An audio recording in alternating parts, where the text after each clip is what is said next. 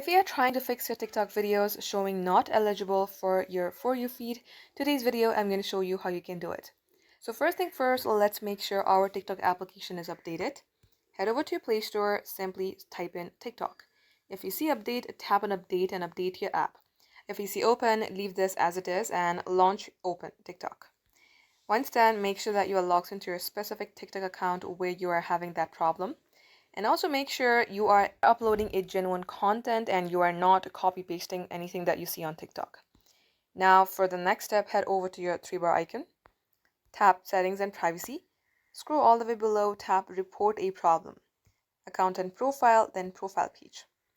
Tap on other, wait for this to load, and then here tap on need more help. Now this will give you a TikTok support page.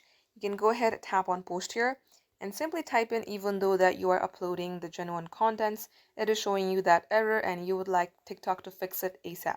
Just like so guys, wait for a couple hours and they will reply you back with a customized solution. All you have to do is follow the on-screen prompt.